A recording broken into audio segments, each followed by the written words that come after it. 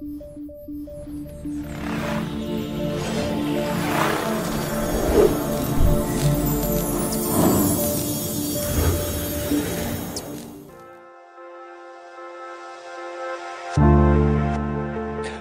pembangunan Musola Nurul Abror berawal dari informasi yang mereka dapat melalui takmir Musola Al-Minah Pandaan yang baru saja menyelesaikan pembangunan musolanya yang juga atas pendampingan dari tim Safiyah. Akhirnya, panitia pembangunan Musola Nurul Abror menghubungi Safiyah untuk menyampaikan rencananya dalam merenovasi musola. Menindaklanjuti rencana tersebut, tim Safiyah akhirnya datang ke Musola Nurul Abror di Pandaan guna melakukan survei lokasi untuk mengetahui kondisi existing bangunan dan lahan.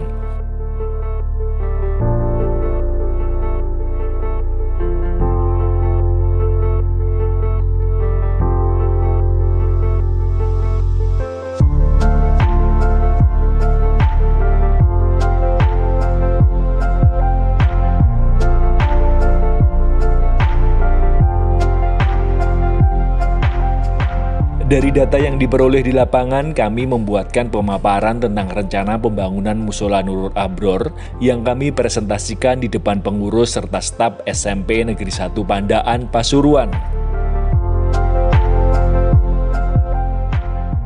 Sebagai dasar untuk menentukan konsep perencanaan bangunan, kami selalu mempelajari permasalahan bangunan saat ini, apa yang menjadi kendala dan apa yang menjadi permasalahannya. Begitu juga yang menjadi faktor keuntungan lokasi, kami juga telah mendatanya. Sehingga peluang untuk menjadikan bangunan yang lebih layak dan memadai, serta sesuai harapan bersama, dibuat dengan berbagai pertimbangan dan data yang akurat. Dengan dasar tersebut, akhirnya kami membuat grand design konsep bangunan, yang mana anggaran yang kami buat telah kami sesuaikan dengan kebutuhan serta berbagai potensi yang telah kami analisa. Dari hasil pemaparan tersebut, akhirnya kepala sekolah serta tim pembangunan Musola Nurul Abror berkunjung ke kantor Safiyah untuk mendiskusikan lebih lanjut tentang rencana pembangunan musola dengan konsep yang lebih membawa kemaslahatan bagi masyarakat luas. Dari pertemuan tersebut, akhirnya diputuskan antara lain musola akan dijadikan 2 lantai. Musola akan dibuka untuk masyarakat umum. Untuk memfasilitasi jamaah dari luar akan dibuatkan akses gerbang dan area parkir. Dan musola akan berubah menjadi Masjid Nurul Abror. Saya merasa sesuatu yang belum pernah saya rasakan selama ini, membangun dengan didampingi oleh tim yang begitu solid untuk mendesain, kemudian menghitungkan. Dan di Safiyah ini saya merasa bahwa bekerja itu tidak hanya sekedar untuk menghasilkan uang, tapi ada nilai ibadahnya gitu. Bahkan kalau saya melihat masjid-masjid yang ada di sekitar saya, apakah dia memakai desain gitu ya gitu.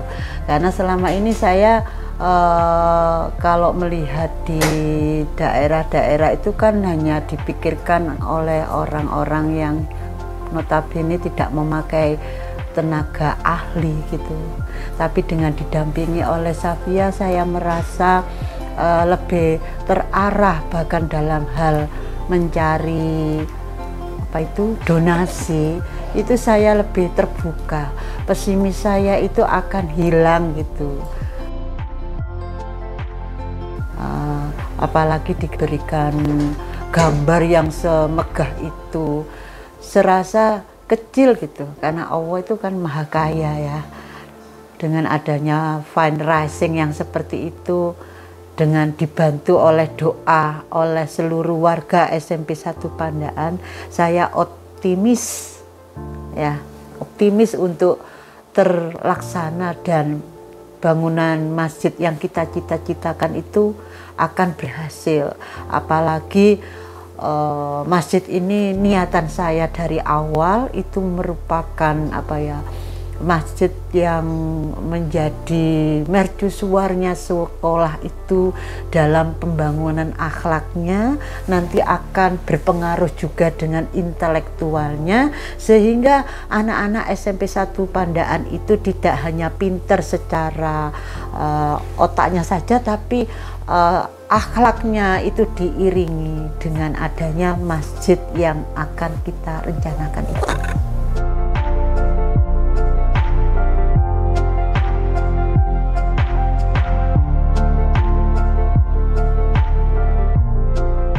Harapan khususnya ya ingin selalu didampingi Pak. Terusnya harapannya itu kita itu ibarat melangkah kalau tidak ada yang mengarahkan, takut kesasar itu ya, kesasar dalam artian kalau dari segi bangunannya itu Mas sendiri dari Safia sendiri tidak hanya memberikan saran-saran dari bangunannya itu, bahkan saya terkesan eman-eman kalau masjid semegah ini hanya dipakai untuk sholat duhur saja.